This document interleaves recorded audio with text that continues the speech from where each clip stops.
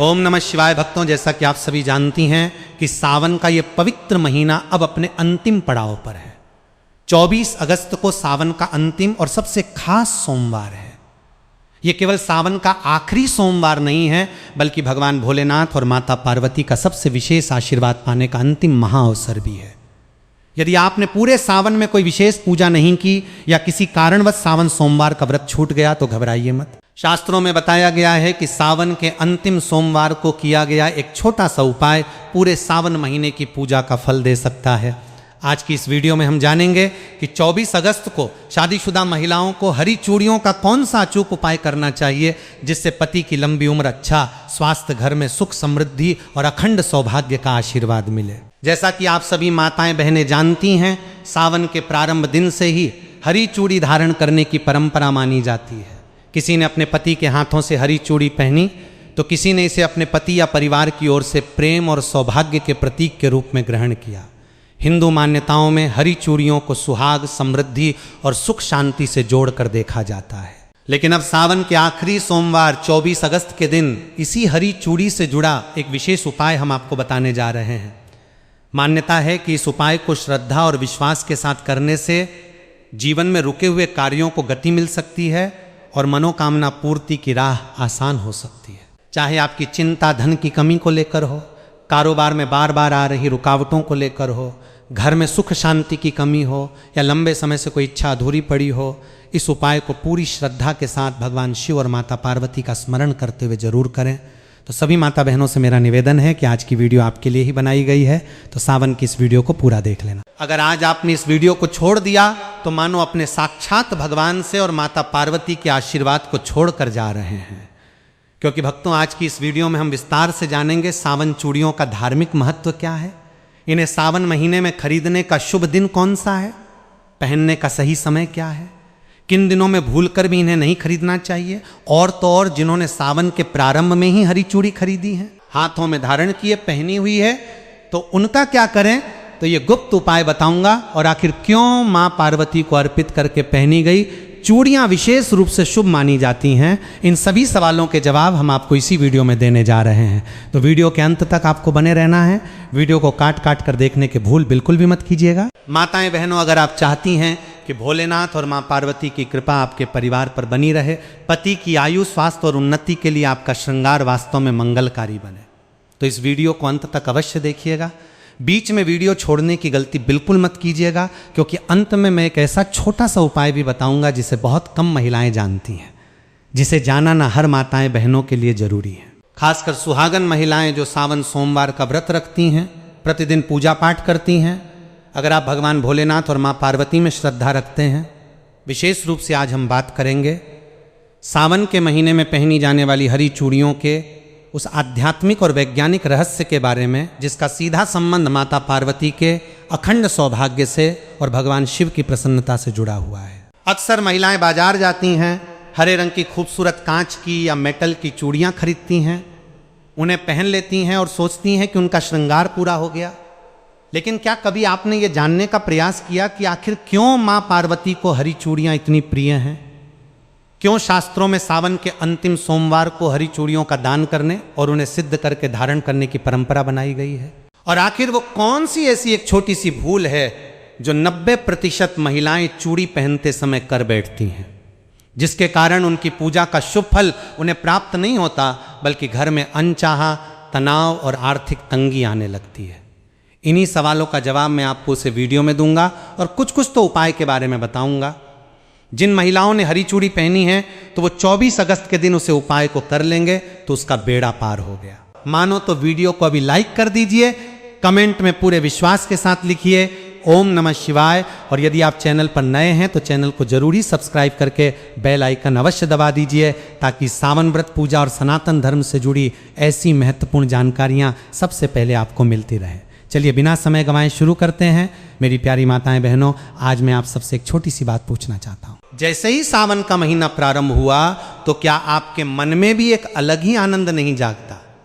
क्या ऐसा नहीं लगता कि फिर से भगवान भोलेनाथ के मंदिरों में घंटियों की ध्वनि गूंजेगी, शिवलिंग पर जल चढ़ेगा, घर घर में ओम नमः शिवाय का जाप होगा और हर सुहागिन अपने पति के सुख, सौभाग्य और लंबी आयु की कामना करते हुए मां पार्वती का आशीर्वाद मांगेगी। यदि आपके मन में भी ऐसा भाव आता है तो समझ लीजिए कि केवल एक परंपरा नहीं बल्कि आपकी श्रद्धा की सबसे सुंदर अभिव्यक्ति है। लेकिन बहनों, श्रद्धा जितनी पवित्र होती है उतना ही आवश्यक होता है। सही ज्ञान, कई बार हम पूरी निष्ठा से पूजा करते हैं, पूरे मन से व्रत रखते हैं, 16 श्रृंगार भी करते हैं, फिर भी मन में कहीं ना कहीं ये प्रश्न रह जाता है कि आखिर वो शांति, वो कृपा और वो आनंद क्यों महसूस नहीं हो रहा। माताएं बहनों, जैसा कि आपको मालूम होगा कि हिंदू धर्म में जिस महिला की शादी हो जाती है तो वो 16 श्रृंगार धारण करती है। जिस प्रकार 16 श्रृंगार महिला की सुंदरता में 4 चांद लगा देता, इस प्रकार सावन में की गई एक छोटी सी गलती या पति द्वारा लाई गई एक गलत चीज पहन ली जाती है, जिसे भगवान शिव क्रोधित अवस्था में लौटते हैं तो इसका असर पूरे परिवार पर देखने को मिलता है और सभी इच्छाएं अधूरी रह जाती हैं जिसकी हमने कामना की थी। ऐसा क्यों होता है? क्या भगवान हमारी पूजा स्वीकार नहीं करते? नहीं, भगवान तो अपने भक्त का प्रेम देखते हैं। उनके लिए सोना चांदी, बड़े बड़े चढ़ावे या महंगे आभूषण नहीं, बल्कि भक्त का निर्मल मन सबसे बड़ा उपहार होता है। लेकिन हमारे आरसी मुनियों ने एक बात और समझाई है। उन्होंने कहा कि जब श्रद्धा और सही विधि दोनों साथ चलती हैं तब पूजा का पुण्य और भी अधिक फलदायी माना जाता है। यही कारण है कि आज हम एक ऐसी छोटी सी बात पर चर्चा करेंगे जिसे बहुत सी महिलाएं अनदेखा कर देती हैं। वो बात है सावन की हरी चूड़ियाँ। बहनों, आपको ये सुनकर आश्चर्य होगा कि हर साल हजारों महिलाएं पूरे उत्साह से हरी चूड़ियाँ खरीदती हैं, लेकिन उनमें से अधिकांश को ये पता ही नहीं होता कि इन्हें खरीदने का शुभ समय क्या माना जाता है, किस दिन पहनना उचित माना जाता है और पहनने से पहले कौन सा छोटा सा धार्मिक कार्य करना चाहिए। और अगर जिन महिलाओं ने खरीद ली है और हाथों में पहने हुए हैं तो उन चूड़ियों का क्या करें? अगर चूड़ी टूट जाती है तो उसका क्या करें? क्या कचरे में फेंक देना सही होगा या फिर दूसरी चुड़ैल लगाकर पहनना होगा? आज की पूरी चर्चा इसी विषय पर है, इसलिए मैं आपसे निवेदन करता हूं कि इस वीडियो को बीच में छोड़कर मत जाइए, क्योंकि आज की इस वीडियो में आपको हरी चूड़ी से जुड़ा हुआ सावन के अंतिम सोमवार के दिन एक ऐसा गुप्त और रहस्य उपाय बताने जा रहा हूं जिसे जानकर आपकी रूह तक आप जाएगी। कितनी भी पुरानी मनोकामना क्यों न हो, वो 24 घंटे में पूरी होगी। पूरे सावन सोमवार का फल मात्र 24 घंटे में प्राप्त होगा और गरीबी तो खत्म होगी ही, साथ में धन आने के इतने रास्ते खोलेंगे कि आने वाली 17 पीढ़ी घर बैठकर खाएंगे। इसलिए वीडियो को पूरा देखें, क्या पता आज आपको ऐसी बात पता चले जो आपने पहले कभी विस्तार से न सुनी हो। यदि आपके हृदय में भोलेनाथ और मां पार्वती के प्रति श्रद्धा है तो वीडियो को अभी एक लाइक अवश्य कर दीजिए। कमेंट बॉक्स में पूरे विश्वास के साथ लिखिए ओम नमः शिवाय। और यदि आप सनातन धर्म, व्रत, पूजा, त्योहार और धार्मिक परंपराओं से जुड़ी ऐसी ही उपयोगी जानकारियां नियमित प्राप्त करना चाहते हैं तो हमारे चैनल को जरूर ही सब्सक्राइब करके बेल आइकन भी दबा दीजिए ताकि आने वाली कोई भी महत्वपूर्ण वीडियो आपसे छूट ना जाए। बहनों, क्या आपने कभी इस बात पर ध्यान दिया?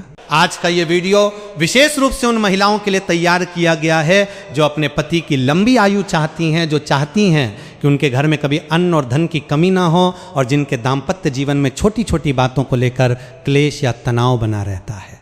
तो आइए बिना किसी विलंब के अपने मन को शांत करके भगवान भोलेनाथ और मां पार्वती के चरणों में ध्यान लगाते हुए आज की इस पावन चर्चा की शुरुआत करते हैं। यदि आपके हृदय में अपने आराध्य शिव पार्वती के प्रति जरा सी भी श्रद्धा है तो अभी के अभी वीडियो को एक लाइक अवश्य कर दीजिए, चैनल को सब्सक्राइब करके बेल आइकन दबा दीजिए और कमेंट बॉक्स में पूरे विश्वास और भक्ति के साथ 3 बार लिखिए हर हर महादेव, जय मां पार्वती, जय नमः शिवाय। मेरी प्यारी बहनों, आइए सबसे पहले ये समझते हैं कि सावन का अंतिम सोमवार यानी 24 अगस्त का दिन इतना विशेष और फलदायी क्यों माना गया। शास्त्रों में शिव और शक्ति के मिलन की गाथा अत्यंत दिव्य रूप से वर्णित है। जब माता पार्वती ने भगवान शिव को अपने पति के रूप में प्राप्त करने के लिए हजारों वर्षों तक कठोर तपस्या की थी, तब उन्होंने अन्न, जल और पत्ते तक का त्याग कर दिया था। प्रचंड गर्मी, भीषण सर्दी और मूसलाधार बारिश में भी मां पार्वती निष्काम भाव से केवल नमः शिवाय का जाप करती रही। जब सावन का महीना अपने अंतिम चरण में पहुंचा तब भगवान भोलेनाथ माता पार्वती की इस निश्चल भक्ति और अटूट धैर्य को देखकर अत्यंत प्रसन्न हुए और उन्होंने मां पार्वती को दर्शन देकर उन्हें अपनी अर्धांगिनी के रूप में स्वीकार करने का वरदान दिया। यही कारण है कि सावन का अंतिम सोमवार शिव और पार्वती के अनंत प्रेम, विश्वास और सिद्धि का दिन माना जाता है। पौराणिक मान्यताओं के अनुसार सावन के अंतिम सोमवार को ब्रह्मांड की संपूर्ण सकारात्मक ऊर्जाएं, नवग्रहों की शुभ दृष्टियां और देवी देवताओं का आशीर्वाद पृथ्वी लोक पर केंद्रित होता है। इस दिन यदि कोई सुहागिन महिला निश्चल मन से शुद्ध भावना के साथ केवल एक लोटा जल और अपनी श्रद्धा का श्रृंगार माता पार्वती को अर्पित करती है तो मां पार्वती उसके सौभाग्य की रेखाओं को बदल देती है। शास्त्रों में कहा गया है कि सावन का अंतिम सोमवार पूर्णाहुति का दिन होता है। जिस प्रकार किसी बड़े महायज्ञ में अंतिम आहुति दिए बिना यज्ञ पूरा नहीं माना जाता, ठीक उसी प्रकार पूरे सावन महीने में की गई पूजा, रखे गए व्रत और किए गए दाना आदि का संपूर्ण फल तब तक प्राप्त नहीं होता जब तक आप सावन के अंतिम सोमवार को विधि विधान से पूजन और श्रृंगार का नियम पूरा नहीं कर लेती। बहनों, 24 अगस्त का यह दिन इसलिए भी बेहद खास है क्योंकि इस दिन सावन की शिवरात्रि के बाद का संचित पुण्य और सोमवती योग का दिव्य प्रभाव समाहित रहता है। इस दिन शिवधामों में कैलाश पर्वत पर और पृथ्वी के समस्त शिवलिंगों में शिव पार्वती की शक्ति अपने पूर्ण रूप में जागृत रहती है। जो महिलाएं इस दिन सुबह उठकर अपने घर की सफाई करती हैं, स्नान करके लाल या हरे वस्त्र धारण करती हैं और भगवान शिव व माता पार्वती का ध्यान करती हैं, उनके घर से दरिद्रता, गृह क्लेश और बीमारियां हमेशा के लिए बाहर निकल जाती हैं। लेकिन यहाँ एक बात समझना अत्यंत आवश्यक है। भगवान शिव कभी सोने चांदी के गहनों से, महंगे चढ़ावों से या आडंबर से प्रसन्न नहीं होते। महादेव तो भाव के भूखे हैं। वे तो केवल एक बेलपत्र, थोड़ा सा गंगा जल और आपके निर्मल मन के भाव से ही तृप्त हो जाते हैं। और जब बात माता पार्वती की आती है तो मां पार्वती को सबसे अधिक प्रिय है। सुहागन स्त्री का सच्चा भाव और उसका मांगलिक श्रृंगार जब एक नारी अपने पति के मंगल की कामना करते हुए, अपने घर की खुशहाली की प्रार्थना करते हुए अपने हाथों में हरी चूड़ियां धारण करती हैं तो वो केवल एक गहना नहीं पहन रही होती, बल्कि वो माता पार्वती के सामने अपने सतीत्व और अपनी अटूट श्रद्धा की प्रतिज्ञा ले रही होती है। माताओं बहनों, अब एक बहुत ही सुंदर और विचारणीय प्रश्न पर आते हैं। आपने अक्सर देखा होगा कि सावन आते ही हर महिला हरे रंग की साड़ी, हरी मेहंदी और हरी चूड़ियों की ओर आकर्षित होती है। क्या आपने कभी सोचा है कि हमारे पूर्वजों ने केवल सावन में ही हरे रंग को इतना महत्व क्यों दिया? क्यों वैशाख, कार्तिक या माघ के महीनों में हरी चूड़ियों का इतना विशेष विधान नहीं है जितना कि सावन में है? इसके पीछे बहुत ही गहरा आध्यात्मिक और वैज्ञानिक कारण छिपा हुआ है जिसे आज हर सनातन नारी को जानना चाहिए। सबसे पहले बात करते हैं प्रकृति के नियम की। सावन के महीने में जब मूसलाधार वर्षा होती है तो तपती हुई सूखी और बंजर धरती ठंडी हो जाती है। चारों ओर पेड़ पौधों पर नई पत्तियां आती हैं। जंगलों और खेतों में हरियाली की चादर बिछ जाती है। प्रकृति अपने सबसे सुंदर और जीवंत रूप में मुस्कुराने लगती है। सनातन धर्म में प्रकृति को ही साक्षात आदिशक्ति मां पार्वती का रूप माना गया है। जब प्रकृति हरी भरी होती है तो उसका सीधा अर्थ यह है कि जगत जननी मां जगदम्बा अत्यंत प्रसन्न मुद्रा में है। इसीलिए जब सुहागन महिलाएं प्रकृति के इस रूप के साथ एकाकार होकर स्वयं भी हरे रंग का श्रृंगार धारण करती हैं तो वे अप्रत्यक्ष रूप से प्रकृति और प्रकृति की स्वामिनी मां पार्वती का धन्यवाद व्यक्त कर रही होती हैं। अब इसका आध्यात्मिक अर्थ समझिए। ज्योतिष शास्त्र और सामुद्रिक शास्त्र के अनुसार हरा रंग बुध ग्रह का प्रतीक माना गया है। बुध ग्रह हमारे जीवन में बुद्धि, वाणी, व्यापार, घर का वातावरण, पति पत्नी के बीच आपसी तालमेल और मानसिक शांति का कारक होता है। जब कोई महिला सावन के महीने में हरे रंग वस्त्र और कांच की हरी चूड़ियां पहनती हैं तो उसके शरीर के आसपास एक अत्यंत सकारात्मक ऑररा आभा मंडल निर्मित होता है। कांच की चूड़ियों की खनक से जो ध्वनि तरंगे उत्पन्न होती हैं वे घर के वातावरण से नकारात्मक ऊर्जा, भूत, प्रेत, बाधा और तनाव को दूर भगाती हैं। वैज्ञानिक दृष्टिकोण से भी जब कांच की हरी चूड़ियां महिला की कलाई की नाड़ियों से रगड़ खाती हैं तो उससे शरीर का रक्त संचार संतुलित रहता है और महिलाओं में होने वाले मानसिक तनाव व हार्मोनल असंतुलन में कमी आती है। लेकिन अफसोस की बात यह है कि आजकल हमारी कई बहनें इसे केवल एक फैशन या रील्स बनाने का साधन मान बैठी हैं। वे बाजार जाती हैं, ट्रेंडिंग डिजाइन की चूड़ियां लाती हैं, फोटो खींचती हैं और पहन लेती हैं। वे इसके पीछे छिपे भाव और संकल्प को भूल जाती हैं। बहनों, याद रखिए, यदि चूड़ी केवल हाथ में सजाने के लिए पहनी जाए तो वह धातु या कांच का एक टुकड़ा मात्र है। लेकिन यदि वही हरी चूड़ी भगवान शिव और मां पार्वती के चरणों में स्पर्श कराकर अपने पति की लंबी आयु का संकल्प लेकर पहनी जाए तो वह साक्षात अखंड सौभाग्य का रक्षा कवच बन जाती है। मेरी प्यारी माताओं और बहनों, अब ध्यान से सुनिए उस सबसे महत्वपूर्ण बात को जिसके लिए आप इस वीडियो से जुड़ी हैं। 24 अगस्त यानी सावन के अंतिम सोमवार के दिन हरी चूड़ियां किस समय खरीदनी चाहिए, उन्हें धारण करने की सही धार्मिक विधि क्या है और किस प्रकार आप इसे एक छोटे से कार्य से शिव पार्वती का अखंड आशीर्वाद प्राप्त कर सकती हैं। हरी चूड़ी खरीदने का शुभ समय और नियम। शास्त्रों के अनुसार सावन के अंतिम सोमवार को यदि आप नई हरी चूड़ियाँ खरीदने जा रही हैं तो ध्यान रखें कि खरीदारी हमेशा सूर्योदय के पश्चात और दोपहर से पहले प्रातःकाल के शुभ मुहूर्त में या फिर शाम को प्रदोष काल के समय ही करें। दोपहर के समय जब सूर्य अत्यंत प्रचंड होता है 12 से 1:30 बजे के बीच, तब चूड़ियों की खरीदारी करने से बचना चाहिए। चूड़ी खरीदते समय सबसे पहली सावधानी ये बरतें कि चूड़ियाँ केवल कांच ग्लास की ही होनी चाहिए। आजकल बाजार में प्लास्टिक, फाइबर या अन्य धातुओं की चूड़ियाँ बहुत मिलती हैं। शास्त्रों में पूजा पाठ और सौभाग्य संवर्धन के लिए केवल और केवल कांच की चूड़ियों को ही उत्तम माना गया है, क्योंकि कांच में दिव्य ध्वनियों और मंत्रों के प्रभाव को अवशोषित अब्जॉर्ब करने की अद्भुत क्षमता होती है। चूड़ी खरीदते समय यह सुनिश्चित कर लें कि उसमें कहीं कोई बाल न हो, वो चटकी हुई ना हो और उसका रंग चमकदार हरा हो। चलिए माताएं बहनों, अब हम जान लेते हैं 24 अगस्त सावन के आखिरी सोमवार के दिन चूड़ी धारण करने से पहले की संपूर्ण पूजन विधि। 24 अगस्त की सुबह स्नान ध्यान से निवृत्त होकर स्वच्छ वस्त्र हरे या लाल रंग के धारण करें। यदि आपके घर के पास कोई शिव मंदिर है तो मंदिर जाएं। यदि मंदिर जाना संभव न हो तो अपने घर के पूजा स्थान में ही एक लकड़ी की चौकी पर लाल या पीला कपड़ा बिछाएं। उस पर भगवान शिव और माता पार्वती की प्रतिमा या चित्र स्थापित करें। अब एक शुद्ध तांबे या पीतल की थाली लें। उस थाली में थोड़ा सा शुद्ध जल छिड़के और उस पर रोली व हल्दी से स्वास्तिक का निर्माण करें। अब जो नई हरी चूड़ियाँ आप बाजार से लाई हैं, कम से कम 16 या 24 चूड़ियाँ, उन्हें उस स्वास्तिक के ऊपर रख दें। इसके बाद चूड़ियों पर थोड़ा सा गंगा जल या शुद्ध जल छिड़क कर उन्हें पवित्र करें। फिर चुटकी भर हल्दी, थोड़ा सा कुमकुम और अक्षत बिना टूटे हुए चावल उन चूड़ियों पर अर्पित करें। इसके साथ ही माता पार्वती के चरणों में लाल चुनरी और 16 श्रृंगार की सामग्री जिसमें मेहंदी, सिंदूर, बिंदी, कंगा आदि शामिल हो अर्पित करें। अब अपने हाथ में एक धूप बत्ती या गाय के शुद्ध घी का दीपक जलाएं। दीपक की लौ से चूड़ियों को 7 बार आरती की भांति घुमाएं। इसके बाद अपने दोनों हाथ जोड़कर अपनी आंखें बंद करें और माता पार्वती का ध्यान करते हुए इस दिव्य मंत्र का 11 बार जाप करें। देह सौभाग्यम आरोग्यम देह में परम सुखम रूपम देह जयम देह यशो देहि द्वशो जह। यदि आपको यह संस्कृत मंत्र कठिन लगे तो आप अत्यंत सरल भाषा में अपनी मातृभाषा में माँ पार्वती से प्रार्थना कर सकती हैं।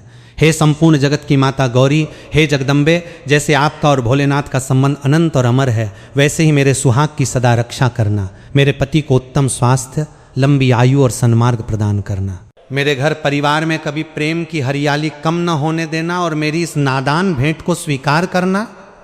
धारण करने का नियम, प्रार्थना समाप्त होने के बाद उन चूड़ियों में से एक जोड़ा 2 चूड़ियाँ निकालकर माता पार्वती के चरणों में ही चढ़ा रहने दें। बाकी बची हुई हरी चूड़ियों को अत्यंत आदर और भक्ति भाव के साथ प्रसाद मानकर अपने दोनों हाथों में धारण कर लें। माँ पार्वती के चरणों में चढ़ाया गया एक जोड़ा आप किसी सुहागिन ब्राह्मणी को, अपनी सास को, ननद को या किसी भी जरूरतमंद शादीशुदा महिला को सादर भेंट कर सकती हैं। माताओं बहनों, जब आप इस विधि से सिद्ध करके 24 अगस्त को हरी चूड़ियाँ पहनेंगे तो वो चूड़ी केवल एक साधारण आभूषण नहीं रहेगी, वो साक्षात जगदम्बा का कवच बन जाएगी जो आपके जीवन से हर दुख और संकट को दूर रखेगी। माताएं बहनों, अगर आपने सावन के पहले सोमवार के दिन ही हरी चूड़ी पहन ली हैं तो कोई बात नहीं है। अब बारी है उसका गुप्त उपाय करने की, जो कि हम आपको बताने जा रहे हैं। आपका सब्र यहाँ पर खत्म होता है। बिल्कुल ही ध्यानपूर्वक आपको इन उपायों को सुनना है और समझना है। माताओं बहनों, सावन का अंतिम सोमवार कोई साधारण दिन नहीं है। इस दिन यदि हरी चूड़ियों के साथ साथ कुछ विशेष और प्राचीन शास्त्रीय प्रयोग किए जाएं तो घर की दरिद्रता और दुर्भाग्य का सर्वनाश हो जाता है। आज मैं आपको ऐसे 3 महा उपाय बताने जा रहा हूं जिन्हें हमारे शास्त्रों में अत्यंत गुप्त और प्रभावशाली माना गया है। पहला प्रयोग, अखंड सौभाग्य और पति की तरक्की का उपाय। यदि आपके पति का व्यापार ठीक से नहीं चल रहा है, वे लंबे समय से नौकरी की तलाश में हैं या उनके बनते बनते काम अंतिम समय में बिगड़ जाते हैं, तो 24 अगस्त को यह उपाय अवश्य करें। विधि, सावन के अंतिम सोमवार की शाम को प्रदोष काल में 5 कांच की हरी चूड़ियां, 5 बेलपत्र बिना कटे फटे और 1 साबुत हल्दी की गांठ लें। इन तीनों चीजों को एक हरे कपड़े में बांधकर पोटली बना लें। इस पोटली को भगवान शिव और पार्वती के सामने रखें और 108 बार तें नमः शिवाय का जाप करें। पूजा के बाद इस पोटली को ले जाकर अपने पति के कार्यस्थल की तिजोरी में या अपने घर के धन स्थान पर रख दें। यह उपाय आपके पति के जीवन से रुकावटों को हटाकर सफलता के नए द्वार खोल देता है। दूसरा प्रयोग, अदाम्पत्य क्लेश दूर करने का चूड़ी प्रयोग।